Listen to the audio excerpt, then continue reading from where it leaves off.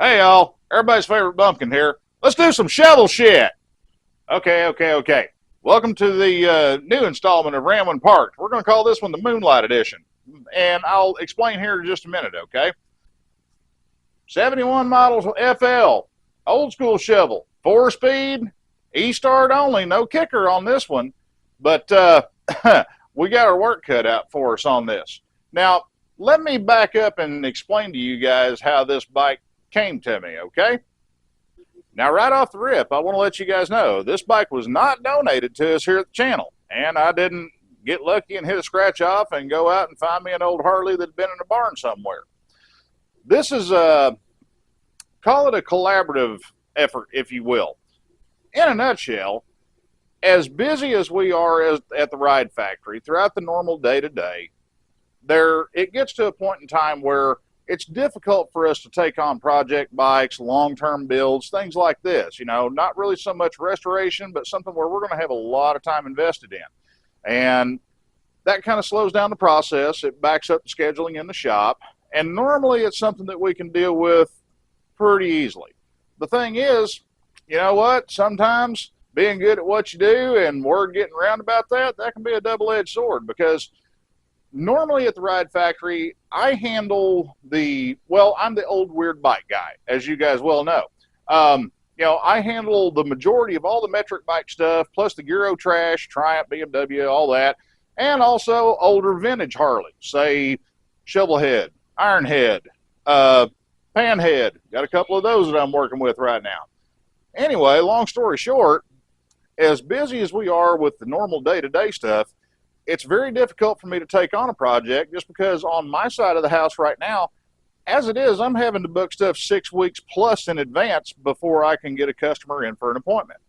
And I really don't like getting the shop loaded up that far, because you've always got to factor in the Murphy factor, okay? And things will drag on, things will drag out, things that are unexpected pop up. You know, life happens. Y'all know how it is. When the gentleman that owns this motorcycle came into the shop, he and I started talking, and the wheels started turning around in my head a little bit. And I was like, okay, let's do this. I'm going to take this thing here to my home, AKA here at the temple, and you guys get ringside seats for us to be able to not only put this bike back on the road, but we're going to do quite a bit of modernizing and also some creature comfort work as well throughout the process. But at the end of the day, we're going to have the gentleman a good, solid, reliable, and consistent motorcycle that you can jump on and ride with a minimal of concern that you're going to have to call a tow truck. It is a Shovelhead after all, guys, okay? Let's jump into this thing. Let's start picking it apart and see what we got and see where we're starting from. All right, gang, since I'm here by myself today, we're going to go on a walkabout. Whee! All right, starting out. We ain't starting from a bad spot, guys. I'll tell you that right now. We got solid bones. We got the big chunks. We can make up the rest as we go along, okay? Just to give you a little bit of backstory on the bike here. Like I said, 71 model FL. This bike used to belong to a family member of my customer, and he had started the restoration process several years ago, and life happens, things get in the way, bike got set aside. Well, my customer obtained the bike from a family member, and his intention is he wants to keep this bike more or less in the same condition cosmetically and design-wise as what my customer's family member had it whenever he had the bike. So what we're doing here is, guys, we're doing a lot of modernization. We're going to be doing some creature comfort updates, things like that. And the main thing is we're going to be focused on reliability and ease of use per se. We're going to be looking at updates on the intake, on the carburetor, on the ignition, charging system. Also, we're going to be updating the suspension a little bit to where we can get a little bit better ride out of the old girl. Because let's be honest here, folks, these old FLs, they never really rode like a Cadillac. I mean, and in all fairness, they kind of went around a corner feeling like they were driving on water balloons that were half flat. So pretty much anything's going to be an improvement on that. My customer's already decided that he wants to replace all the tin work on this because we're going to be omitting all the original fender trims and the fender skirt, stuff like that.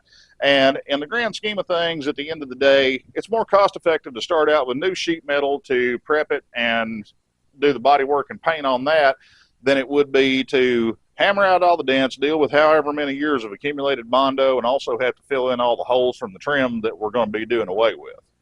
Same thing for the handlebars, same thing for the headlight tins. We're going to be changing that up just a little bit. Most likely we're probably going to go back with a cast aluminum nacelle on here instead of the old Hydroglide sheet metal tins. But we are going to keep the front end chrome on it because that's a pretty prominent feature on the bike. One thing that we are doing though, we're going to be swapping the forks out on this thing to where we can put a set of late model dual disc fork legs on there. That way we can put dual rotors, dual calipers, get a little bit better braking performance out of it, and also get a better ride out of it because the older 41 millimeter front end, yeah, they look good, they held chrome real good, but chrome don't get you home.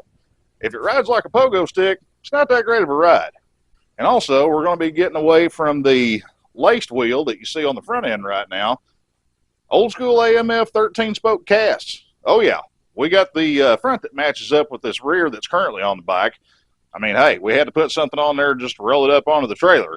Coming back here to the ass end, rear fender's getting replaced, and we're going to be doing away with the hinge fender. Back in, say 50, 60 years ago when most folks were on the side of the road changing a flat tire, yeah, the old hinge in the thing, that made it convenient because it made it easier getting the tire out of there whenever you had to fix it. But nowadays, not so much. It's not that big of a deal. And also, the flex and the rattle and bang that these things creates, it's just not worth it. Now, we're going to be using as much of the original chrome on here as possible. We're going to clean up and refurb what we can. My customer already had this PM 4-piston rear brake kit that's on the bike right now. Just we don't have the relay rod for it to anchor the brake mount. That's okay. We make crap like that all the time. And we're probably going to match up to those calipers and keep that on the front end of the bike just to marry things together and keep it all symmetrical. Because, all matchy-matchy, that's important and stuff. And then we got the big, ginormous tractor battery here. And yes, it is a tractor battery. That's where these things originally started from back in the day. These things are huge. They will crush your foot if you drop it on there. Also, they take up a lot of space here on the right-hand side of the bike. So we're going to play musical brackets just a little bit. We're going to swap that battery case out. That way we can put a thinner 20 series battery in there, or we may possibly look at doing a lithium upgrade on this bike. If we've got the wiggle room in the budget, we're going to be looking at doing a 3-phase charging system upgrade as well, because I'm not a big fan of putting a lithium battery in Harley with a single-phase charging system because it's just a little bit too close for comfort whenever you get to the voltage charging specs on the regulator and how wildly the charging voltage will fluctuate on the old Harley single-phase system. Now, it's already got an electronic ignition in there, but it's one of the old school original Crane HI4s, and this one is dual fire only. We want to go single fire on this. That way it gives us flexibility on tuning, and that way we can also improve idle quality. So we're going to be swapping that out, and yep, that's sheet metal. That ain't aluminum. Probably going to be swapping the nose cone on the motor at the same time, just where we can get away from the J.C. Whitney tacky stuff, because it don't work too good. Now, nut and bolt wise on the motor itself, allegedly this motor was gone through and freshened up several years ago, and it's not had any runtime on it to speak of since then. And just judging from the looks of it, I mean, somebody beat it to death with a Colony Fasteners catalog, because it's got the acorn nuts everywhere, rocker boxes, cylinder head bolts, cylinder base bolts. We got chrome 12-point look pretties here on the tappet blocks, the rocker shaft plugs, here, there, everywhere, motor mounts, the whole 9 yards. Got an S&S billet pump on there, which I'm not that big of a fan of that pump, but it gets the job done. So we're just going to leave that there and we're going to roll with it. One thing that we are going to get away from, though, and it's kind of a bittersweet thing, the old S&S Super B. Yeah, you old heads, you know about these things.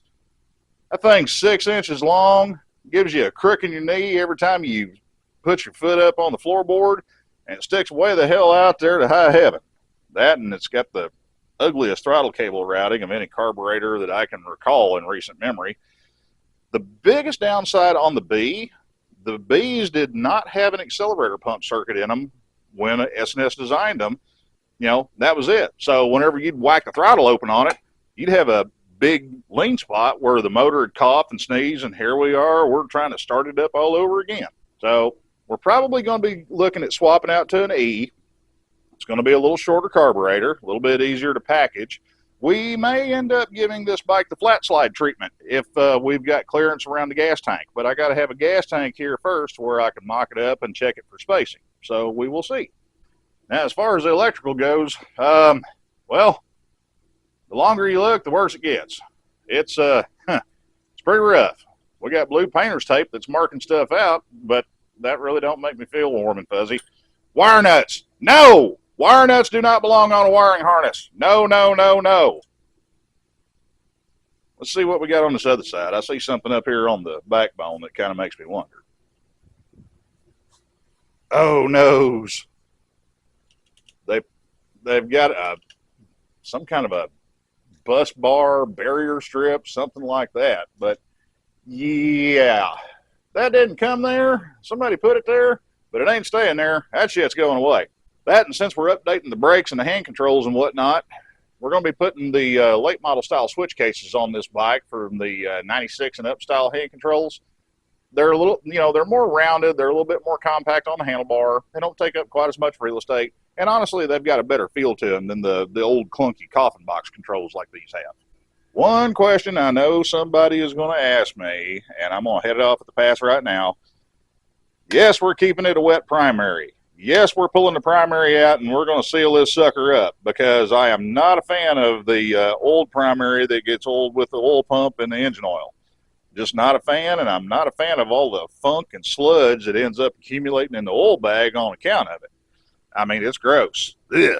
Not to mention the fact it's not doing your motor any favors, regurgitating and recycling all that stuff back to the oiling system. And while we're at it, while we got the primary part, I'm sure if you guys have ever heard a Shovelhead start once, you've heard them start 100 times, but it sounds like they're working their ass off, and that starter is just giving it all it can to roll the thing over, and it still sounds like it's on the verge of stalling out. So we're going to look at getting one of the little gear reduction baby starters from All Balls in there. That way we can give the starting system a little bit more of a kick in the pants, too. So, yeah, bit of a tall order of things. List is pretty big. Needless to say, this is going to be a multi-episode type of build on this bike, and that's cool. The thing is, the reason I decided to take this on here at my house instead of at the day job is because on jobs like this, especially whenever I am allowed a certain amount of, how shall we say it, artistic license, per se, to where I can kind of do my thing and, let some ideas flow freely out of the old noodle here, I have a hard time doing that during the normal day-to-day because usually throughout the day, I have the phone ringing off the hook. Every 5 minutes, somebody's hollering at me, say, hey, can you look at this? Hey, so-and-so's on the phone, da-da-da-da-da. Now, I'm not crying about it, okay? It comes with the territory. The problem is, on a job like this, I don't price a job like this out to a customer like I would a normal repair job. Like, say, we're putting 2 tires on his bike and chaining sprockets or fork seals, yada, yada, whatever the situation may be. On something like this, I need to be able to stay on task to where I can get some meaningful time invested in the bike and make some meaningful progress with it. Especially on old bikes like this. Let's be real here, folks. This thing's 54 years old. It's that far away from getting a pre-approved AARP card in the mailbox, okay? So on stuff like this, you got to deal with it on a bike-by-bike basis. And some of them, you may get lucky and you may sail right through them just like they were a 5-10-year-old bike. On others, you may have to fight, claw, tooth and nail from start to finish because you don't know how many people have been there before you and you don't know how much kludge work you're going to have to fix before you can get the thing right and put it back together. So we made an agreement to where I'd bring the bike over here to the house and I get to share it with you guys because, hey, it's Shovelhead summer. Check the calendar, y'all. Now, one of these days, by hook or crook, I'm going to end up building a shovel for me the way I want to build one. And whenever that happens, y'all are probably going to do one of two things. You're either going to think, wow, that's pretty damn cool. But most of y'all are probably going to think, what in the hell is wrong with him? What the hell was he thinking? Y'all know me. I embrace the weird, okay? So first things first on the old Shovelhead here. You know what? That's a terrible term. I don't like that. I find that offensive. That's profiling. Yeah, that's profiling is what that is. Shovelheads are only as much trouble as the amount of knowledge that you don't have. That sounds like a roundabout way of saying you better know what in the hell you're working with whenever you start working on a shovel. Because let's be real, guys. These things were first started being produced back in 1966, right when they were phasing out the pan. But the bottom half of it, bottom end, cylinders, cases, all that, you know, it was still based on technology that, you know, dated back to the late 30s, early 40s. It ain't new. It's not cutting edge, but they made it work. Can you measure the clearances in the motor with a ruler? 90% of the time? Yeah, you can, and it'll run that way. We're not looking at putting a Band-Aid on a bullet wound here. What we're going to do is we're going to build this gentleman a solid, consistent, as reliable as feasible Shovelhead that he can take out and ride and enjoy. It's going to have a couple of modern parts on it, and I know there's probably some purists out there that are going to cry poo-poo foul, but these are products and these are updates that I've found works really good from a creature comfort standpoint. I know I keep throwing that term out there a lot, but it is, you know, essentially what it is. If you spend 3 hours in the saddle of a motorcycle that, you know, vibrates real hard, gives your hand cramps from a heavy clutch, you always got to worry about parts shaking off of it and things like that. You always got to worry about, you know, the thing stalling out of the light or fouling plugs, things like that. That's going to be a long 3 hours compared to something where you can just jump on it, hit the throttle a couple of times, turn the gas on, hit the button, start it up, let it warm up, take off and ride. Okay, first things first, let's see if we can get the old thing to crank over. I know that battery's brand new, but it was still down a little bit, so I stuck it on the charger last night just to top it up. Let's see what we get out of it.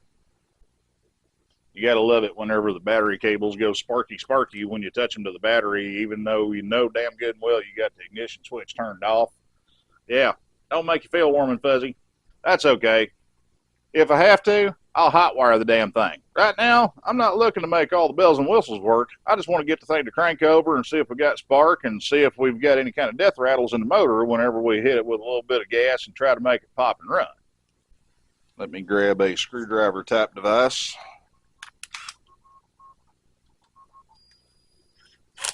And I'm going to need a wrench type device too. Handy dandy no name adjustable wrench, not made by the Crescent Tool Company. Hashtag not sponsored. Oh, and pro tip here. No offense, Drew.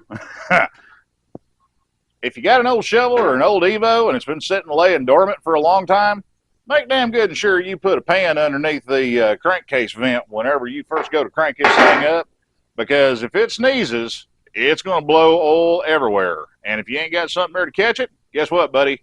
You're going to be making a beeline for the kitty litter. So let's see what we got. Well, the ignition switch turns. That's a plus.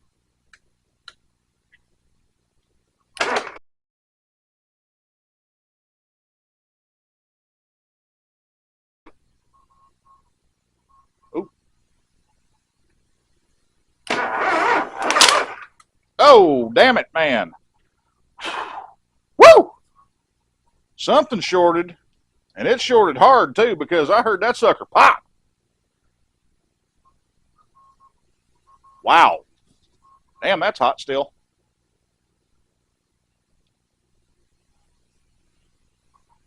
So let's see what shorted. Let's open up the door and let the smoke out while we're at it.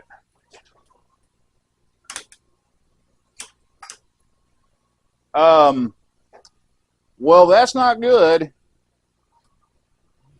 There, let me show you guys something that you should not see.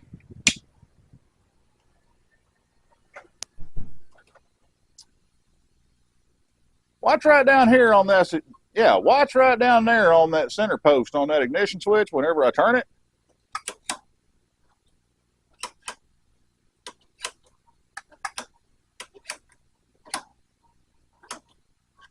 Now let's be real.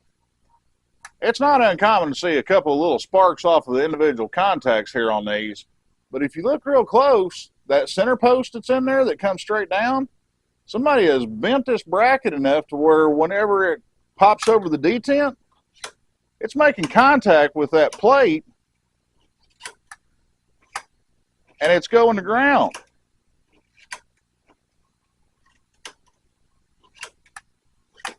Wow. On today's list of shit I was not expecting to see.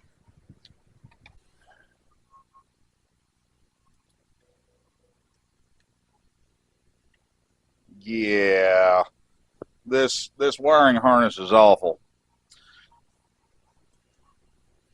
And this is something that me and my customer had already discussed about this bike because he told me the wiring was pretty sketch even before I saw it. The thing is, it's about cost versus worth at this point. You can get a reproduction wiring harness for these bikes for roughly 150 to 160 bucks, depending on where you shop at. And they're an accurate factory reproduction harness. They're all made to factory color code. They've got the factory length for the most part. There may be minor variances.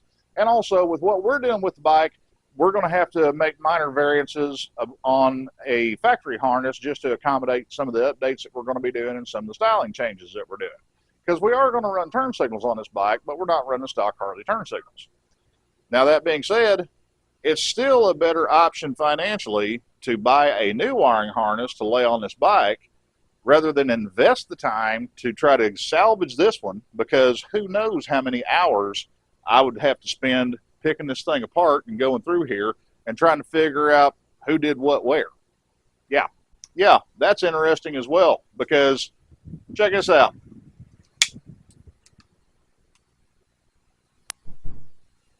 The ignition switch is clearly turned off right now, right? Well, then explain that to me. Yeah.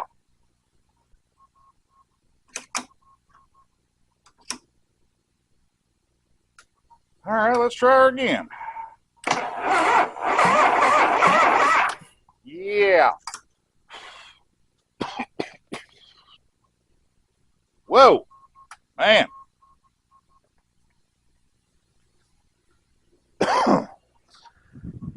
Yeah, I think it's safe to say that wiring harness is, yeah, done.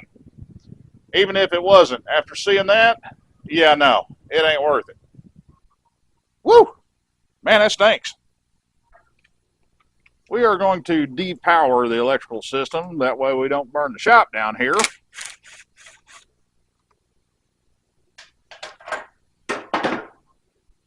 Man, I got to say, that's impressive on a slightly flammable and moderately destructive scale. I haven't had one smoke down like that in a long time whenever I was trying to crank on it. So we did something special. Special. So yeah, we damn near set the bike on fire. Awesome. The thing is, this is a reason why I wound up with this bike. Because for one, my customer didn't have the time, and he was honest about his own personal assessment. He didn't have the abilities to be able to get this bike back into the state and into the condition that he wanted it to be in.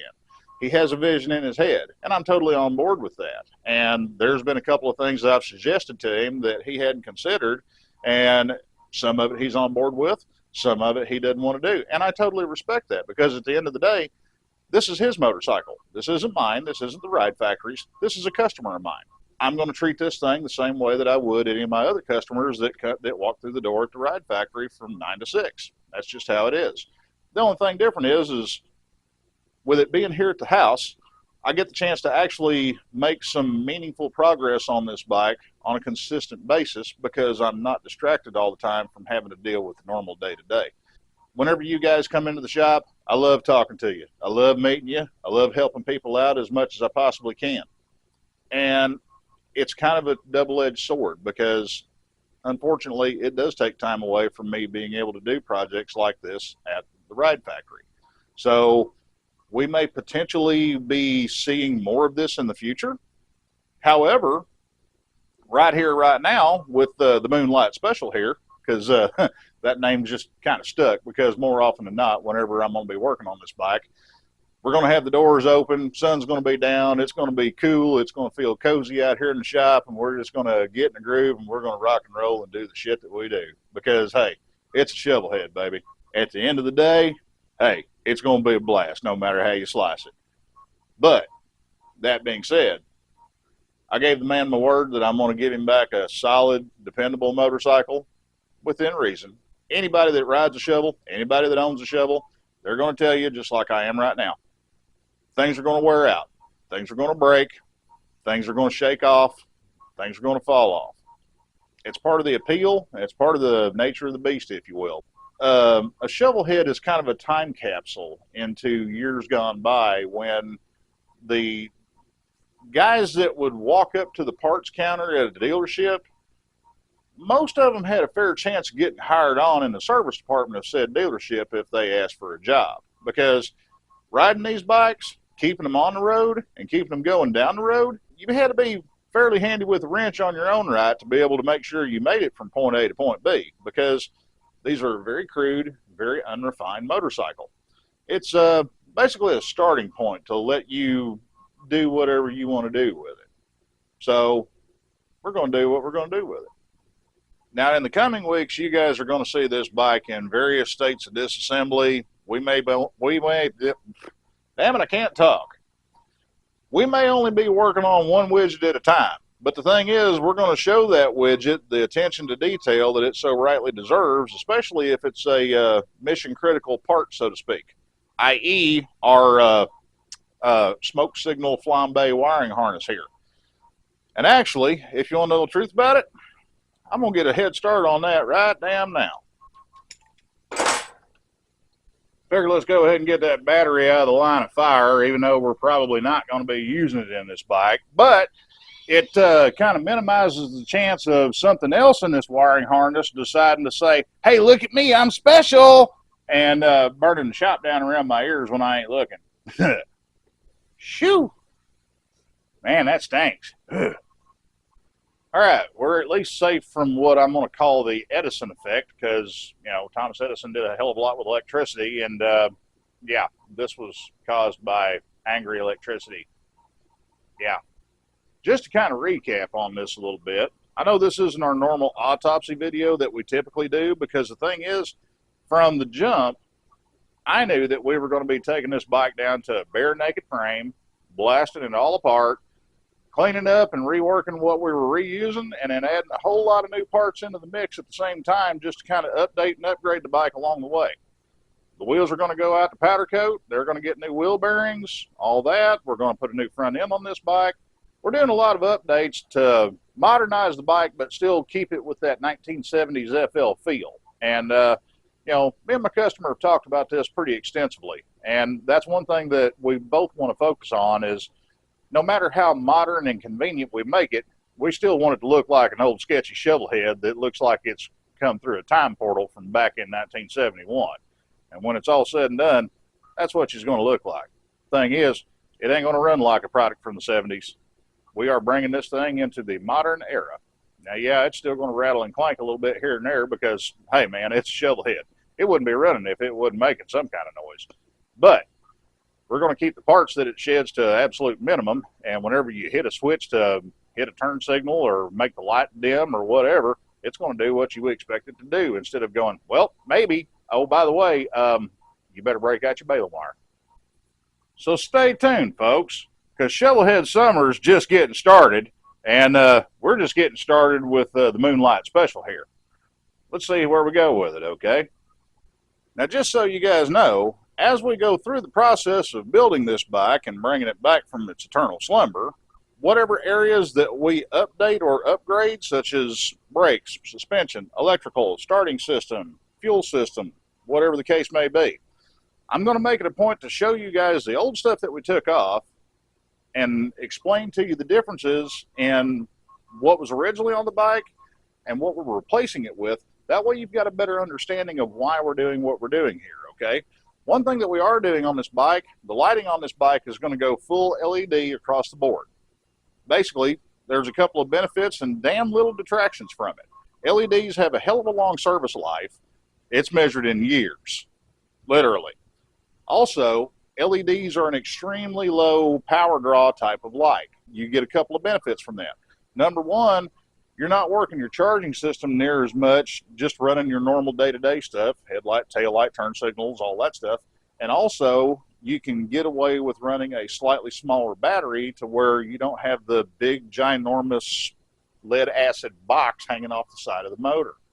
Also, as far as the rest of the electrics goes, like for the turn signals, for example, on these old bikes, somebody's already changed out these hand controls once, and we're going to change them out again. But part of the reason we're doing that, we're going to be using an all-in-one lighting control module on this. Most likely, we're probably going to use that illuminator that Badlands makes.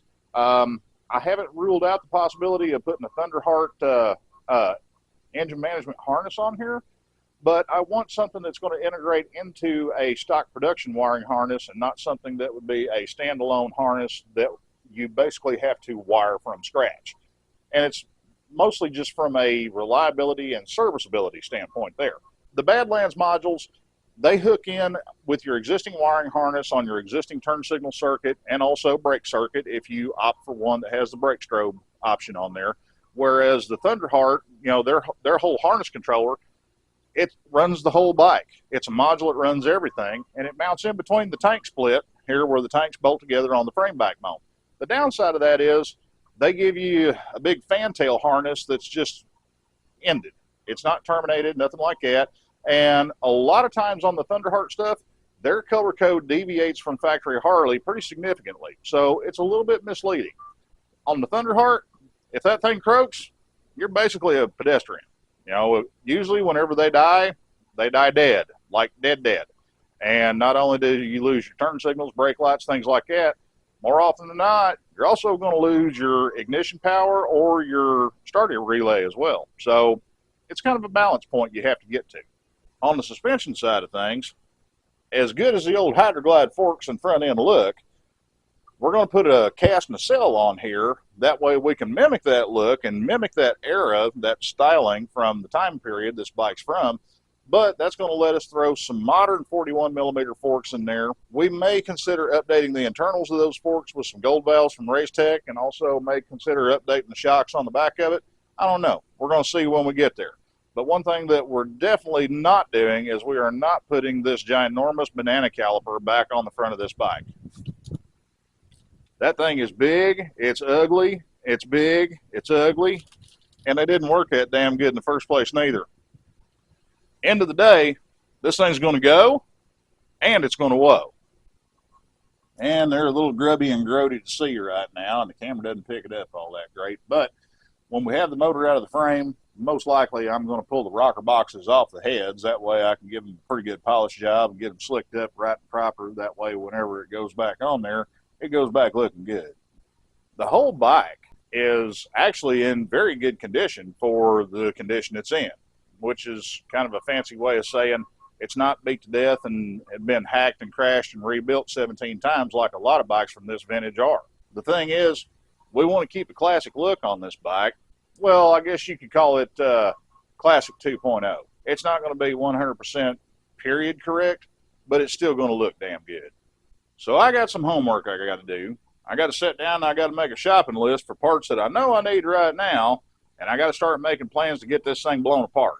Now, to be honest with you, I'm probably not going to show you guys a whole hell of a lot of the teardown on this bike because, number one, these are a damn simple motorcycle. I mean, back in the day, you could take one of these things apart with just the barest minimal of tools. A couple of hand wrenches, a few screwdrivers, maybe a set of pliers just for some extra grabby grab, and you were in good shape. That's really all you needed, for the most part. At least, getting the fenders off, getting the motor out, getting the tranny out, yada, yada, yada, things like that. Yeah, you got to have a couple of specialty tools for things here and there. But at the end of the day, you guys are going to understand whenever I say this bike is built with John Deere technology, because it's about as high-tech as your average farm tractor was back in the 60s and 70s, which is to say, not a hell of a lot, but it's got a hell of a lot more character than a damn farm tractor does too. Now, I know there's probably some of you guys out there thinking, well, what are you going to do with the parts you take off of it? Hang on, pump the brakes, y'all. Stop right there.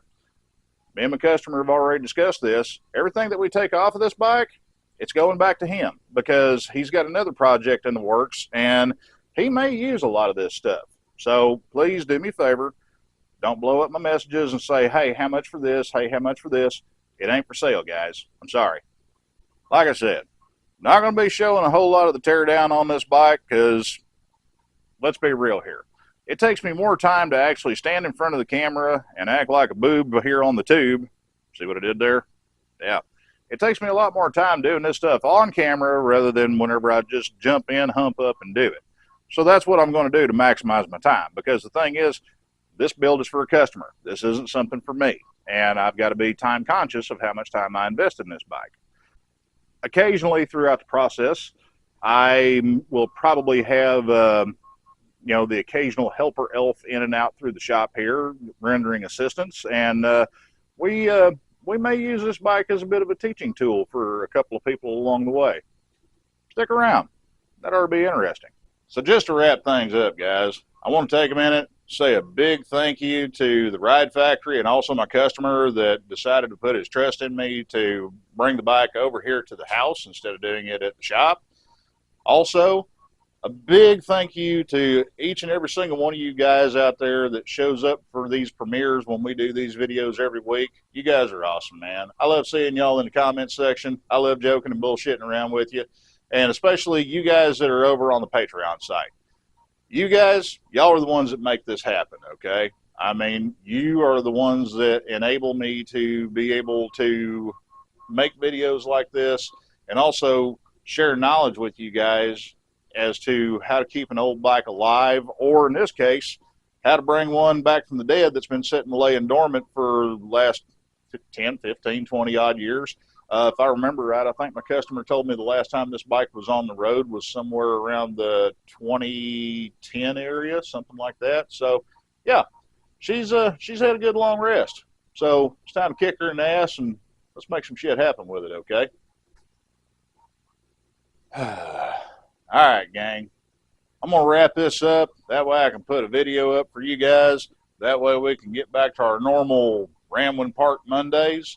And for everybody that came out last night on the May the 4th Be With You special, hope you enjoyed that and I hope you had a good time with it. I know I damn sure did. Anyway, so here we are.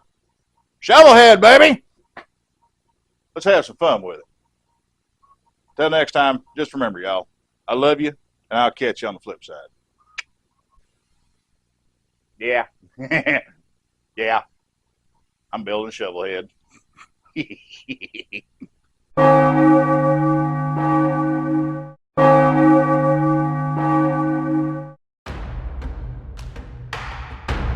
Force will be with you.